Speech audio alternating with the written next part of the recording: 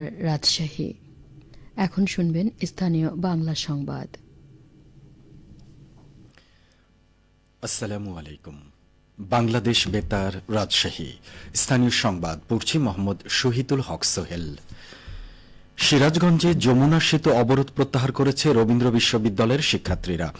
এতে যমুনা সেতু হয়ে রাজধানীর সাথে উত্তরাঞ্চলে যান চলাচল শুরু হয়েছে। আজ বেলা 12টার দিকে রবীন্দ্র বিশ্ববিদ্যালয় স্থায়ী ক্যাম্পাস নির্মাণ ডিপিপি দ্রুত অনুমোদন ও পূর্ণাঙ্গ বাস্তবায়নের দাবিতে যমুনা সেতু পশ্চিম গোল চত্বরে মহাসড়কে অবস্থান নিয়ে অবরোধ করে শিক্ষার্থীরা। 1:15 ডিপিপি অনুমোদনের দাবি জানিয়ে কর্মসূচি শেষ করা হয়। এ সময় অবরোধ করা শিক্ষার্থীরা ক্যাম্পাস নির্মাণের দাবি জানিয়ে বিভিন্ন স্লোগান ও বক্তব্য রাখেন। শিক্ষার্থীরা বলেন, রবীন্দ্র বিশ্ববিদ্যালয়ের ক্যাম্পাস নির্মাণে ডিপিপি অনুমোদনের সরাসরি সিদ্ধান্ত না দেওয়া অবধি অবরোধ সহ আন্দোলন কর্মসূচি অব্যাহত থাকবে। স্থায়ী ক্যাম্পাস নির্মাণের দাবিতে 26 জুলাই থেকে শুরু হওয়া ধারাবাহিক আন্দোলন কর্মসূচির অংশ হিসেবে গতকাল সকাল 9টা থেকে বিকেল 3টা পর্যন্ত একই দাবিতে সিরাজগঞ্জের উল্লাপাড়ায় রেলপথ অবরোধ করে রাখে শিক্ষার্থীরা।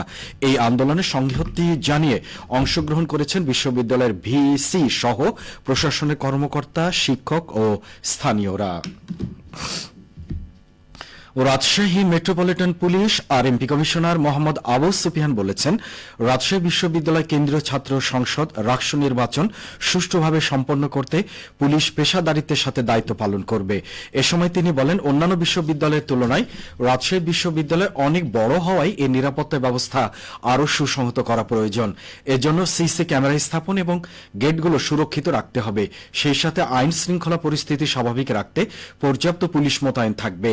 গতকাল রাজশাহী বিশ্ববিদ্যালয়ের সিনেট ভবনে রাকসু নির্বাচন উপলক্ষে নির্বাচন পূর্ব ও নির্বাচনকালীন নিরাপত্তা ব্যবস্থা বিষয়ে এই সভা অনুষ্ঠিত হয়। রাজশাহী বিশ্ববিদ্যালয়ের উপাচার্য অধ্যাপক ড সালেহ হাসান নকিবের সভাপতিত্বে মত বিনিময় সভায় রাজশাহী রেঞ্জের ডিআইজি মোহাম্মদ শাহজাহান, আরএমপির ঊর্ধ্বতন কর্মকর্তা এবং রাজশাহী বিশ্ববিদ্যালয়ের শিক্ষকরা উপস্থিত ছিলেন।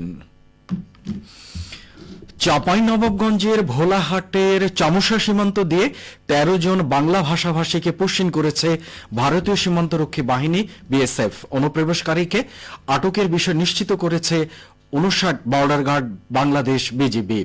আজ ভোর রাতের দিকে 13 জনকে ভারতীয় 119 ব্যাটালিয়ন কাঞ্চাটার বিএসএফ ক্যাম্পের সদস্যরা বাংলাদেশের অভ্যন্তরে পুশিন করে। পরে বিজিবির মহানন্দা চাঁদ শিকারী বিওপির টহল দল তাদেরকে আন্তর্জাতিক সীমারেখা হতে 800 গজ বাংলাদেশের অভ্যন্তরে আটক করে।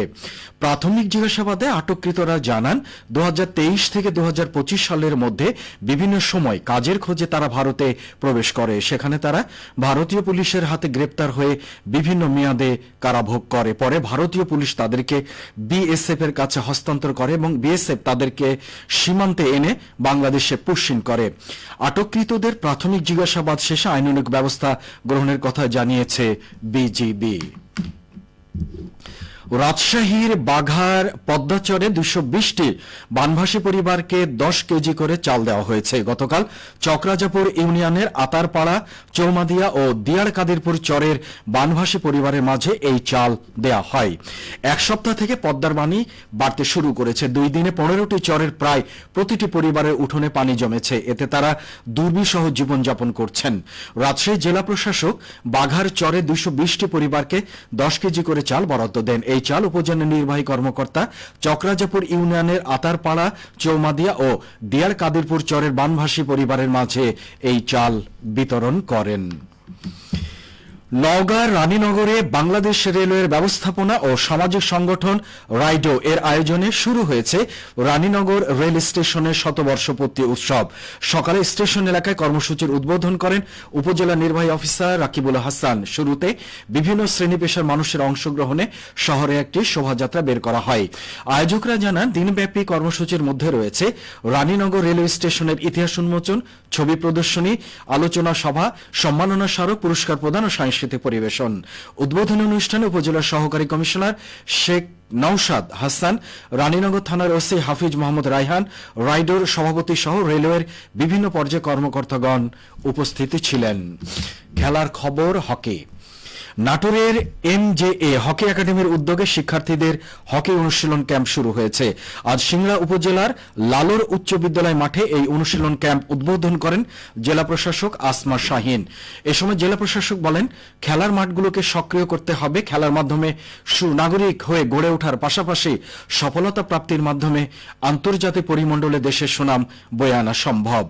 জেলা প্রশাসক আরো বলেন, জেলার সকল মাঠকে খেলাধুলার উপযোগী করে নিয়মিত খেলার অনুশীলন ও প্রতিযোগিতার আয়োজন করতে কার্যকরী সকল পদক্ষেপ গ্রহণ করবে প্রশাসন। উপজেলা নির্বাহী অফিসার মাজারুল ইসলাম এতে সভাপতিত্ব করেন। এই হকি প্রশিক্ষণে 40 জন শিক্ষার্থী অংশগ্রহণ করছেন। সবশেষে আবহাওয়া। আজ দুপুর 2টায় রাজশাহীতে তাপমাত্রা ছিল 30 ডিগ্রি সেলসিয়াস। এ সময় বাতাসে আপেক্ষিক আর্দ্রতার পরিমাণ ছিল 80%। রাজশাহী ও তার পার্শ্ববর্তী এলাকায় আজ সূর্য অস্ত যাবে সন্ধ্যে 6:40। সংবাদ শেষ হলো। আমাদের পরবর্তী স্থানীয় সংবাদ শুনবেন বিকেল 4:05।